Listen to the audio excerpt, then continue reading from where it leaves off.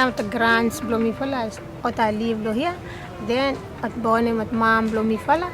Then mam blomifala hem live lo here, so hem born me still live the place where hem stay too. My name is Alice Bulu Sakui. I have 6 children. All of us who live here in Zaire, we own this land.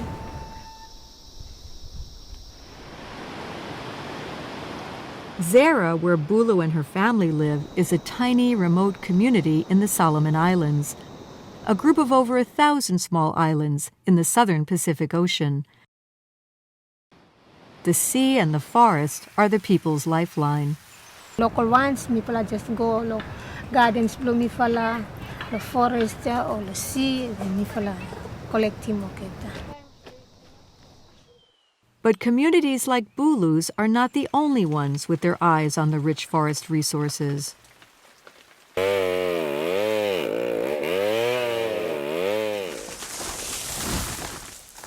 Valuable tropical timber is the logger's prize,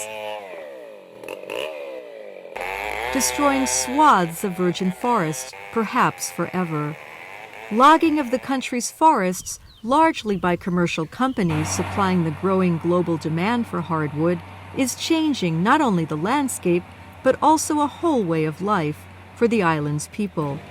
Both social and environmental impacts can be huge, says Reverend Moses Maizama, who ministers to small communities. It affects the food security of the community. And it might take years before it can come back to normal. Reverend Moses calls for better regulation of logging companies and implementation of existing laws to protect local people.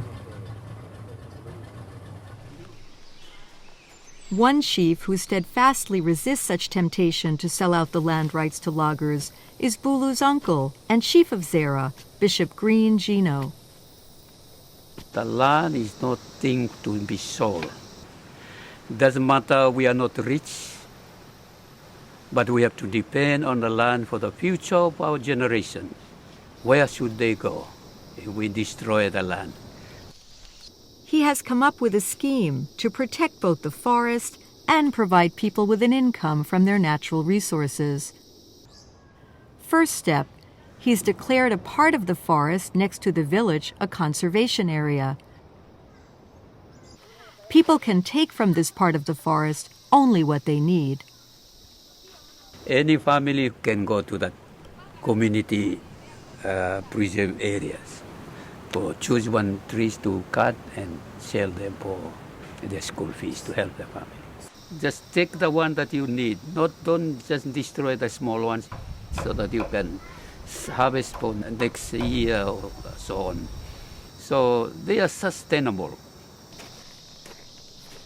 Working with Green Gino is local environmental scientist Vera Pulakera, now with the Solomon Islands Community Conservation Partnership. They saw a financial spin-off in the preservation of the pristine virgin forest, the potential to develop ecotourism. Hikes in the unspoiled forest are now offered, and homestays in village houses like Bulu's. Everyone have to get benefit, and because this conservation where me running him blow whole community lo this place.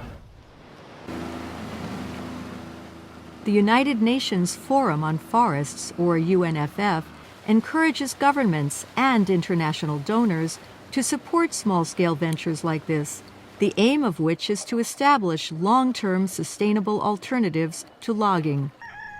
For many communities like Zara, although just a beginning, the growing ecotourism industry is an opportunity to preserve their forest and their future for generations to come.